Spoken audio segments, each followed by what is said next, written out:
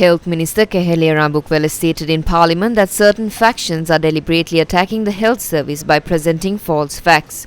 The minister said this in a reply to a question posed by the opposition leader in Parliament on Tuesday. You speak of the woman who died after being administered a drug at the Peradeniya Teaching Hospital. This drug was first imported to Sri Lanka on the 21st of October 2013. It has been in use for almost 2 decades and was imported by the reputed Bowers company. When the woman in question developed a situation, there were 12 others who were given the same IV present at the ward at the time. In total, 16 people were given the same vaccine. It appears the data is coming from the Kumbadesh laboratory. You are obtaining information from the Kumbadesh laboratory and yelling in the house. You are saying that the woman in question died of poisoning. That is a crime. This is a planned attack on the country's health sector. At one time it was exploding gas cylinders. After Gotabaya Rajapaksa left, the explosion stopped. If someone is engaged in such low acts, we will look into it. We withheld that particular batch. Do not confuse withholding with withdrawing. You said that 3 medicines failed the quality test in 2017. There were 93 medicines that were withheld. 43 medicines were withdrawn. There were many forces in play. These emergency purchases were being made in accordance with the provisions for the guidelines on emergency purchases related to the health sector introduced by the Treasury. Also, during the purchase of these medicines, it is said that the relevant purchase has been made subject to the reduction of prices from the substantial responsive bidders who have submitted bids in this regard, and that the purchase has not been made under those prices. Also, in carrying out these procurement activities, bids have been invited from bidders who are registered from the National Medicines Regulatory Authority and have an MRA registration with delivery schedule and available stocks, so there is no problem with the quality of these drugs. The main reason for this deadlock is that in the last period of an MRA, only 1 of 5 documents is passed. The other 4 are not adopted.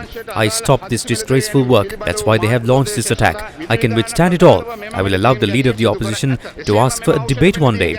Let's talk about you as a party leader. It's not surprising that such a situation occurs when you go to a hospital. That's what hospitals are for. If 100,000 enter the hospital, not all will come back fully cured.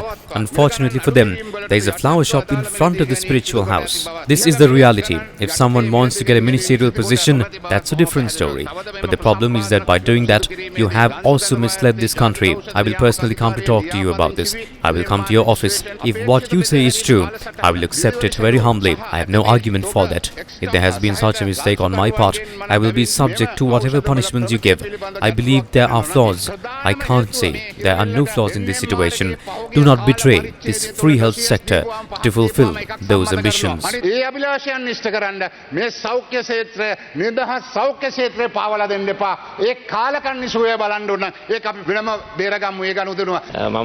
did not place the Kumbadesh laboratory report for the Hansard. I placed the report from the National Medicines Quality Assurance Laboratory. Does that belong to Kumbadesh or the government? Are you saying that I am lying? I do not produce false reports.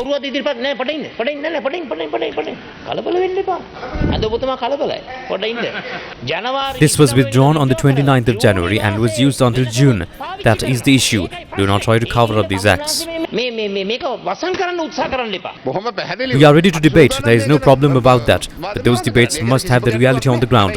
There must be real conditions. I don't agree with the debates that people make for their own wants and needs. The situation will be worse than it is now. In another 3 months. At present, 1 person is dying every week, and in the future 2 or 3 people would die in a week. These unregistered medicines are now being distributed all over Sri Lanka. Why can't you stop it? There is a procedure for that too. That procedure will take 3 months.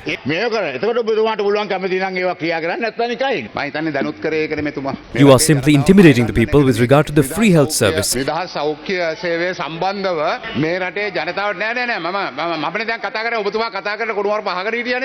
I am speaking now. And I was listening to what you had to say.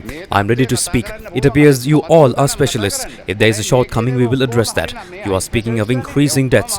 What are you trying to say here? This is a blow to the free healthcare system in the country.